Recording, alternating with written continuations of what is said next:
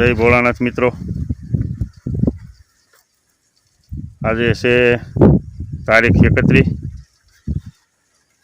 અને બપોર પછીનો સમય છે. તાપમાન થઈ ગયું છે ફૂલ અને આપણે આવ્યા છીએ દવાનો રાઉન્ડ શરૂ કરવાનો છે અને ગુવાર ને એવું પડી ગયું છે તેને બાંધવાનું છે. તો આપણે રોજ બનાવવાનું ચાલુ થઈ ગયું છે અને દવા છાંટવાની છે 48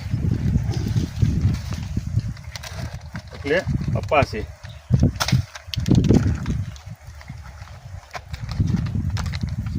યુપીએલ કંપનીનું કપાસે.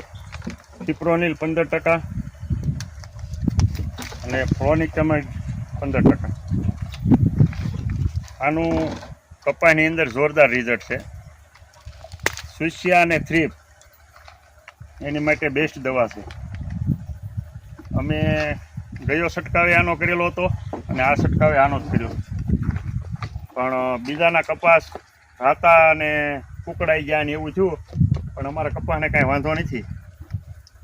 જો આ 13 લીટરના ડ્રમમાં 10 પંપ ભરાય ને એટલું પાણી થાય ને એટલે આ પડીકું અંદર નાખી દેવાનું આખું ને ઓગાળી નાખવાનું, એટલે દવામાં કાંઈ ઝંઝટ નહીં. ના ભાઈ અમારે દવા છાંટે છે ને આ દવા છે ખરડાનું ચમત્કાર. આ પ્રતિ પંપે 20 ml. આ ફાલની દવા છે. હવે આપણે કપાસની હાઈટ થઈ ગઈ છે એટલે આપણે હવે આનાથી ફાલ ઓછો કરશે અને કપાસનો કલર ફરી જશે અને નવી ફૂટ આવશે.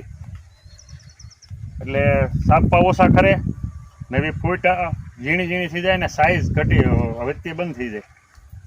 એટલે આ કપાસમાં આનું રિઝલ્ટ સમજાય ફ્લાવરિંગમાં સારું છે, બેસ્ટ. તો આ રીતનો કપાસ છે એટલે આપણે રાઉન્ડ લઈ લેવાનો છે. અને આજ રાઉન્ડ જો છે કોરો હાવ.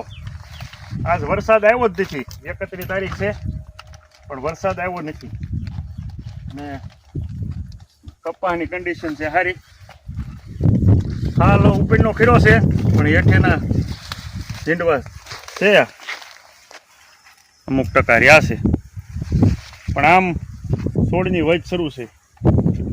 આ ફાલ શરૂ છે ને એ ટકી જાય. હવે આપણે આ દવા 10-12 દિવસ બીજી છાંટવી ન પડે. દવાનું કામ સારું છે. જો ગુવાર બાંધવાનું ચાલુ થઈ ગયું છે. આ રીતે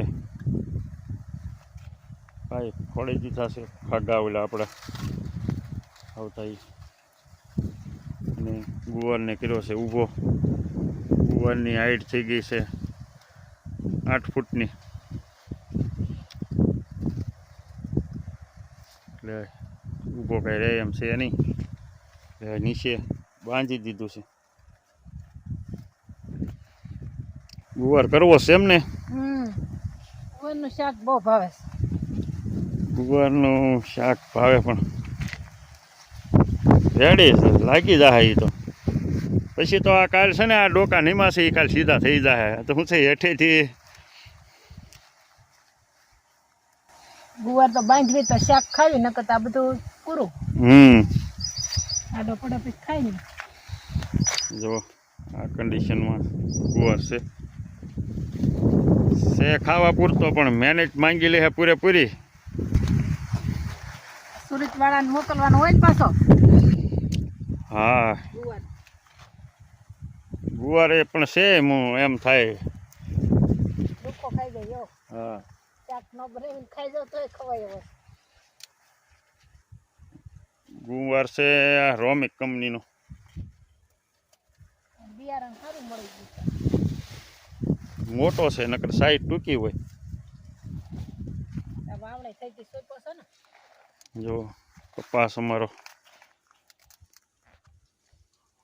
વરસાદ પડ્યો તો આમ ફાલ ખરી ગયો, પણ કપાસની કન્ડિશન સારી છે.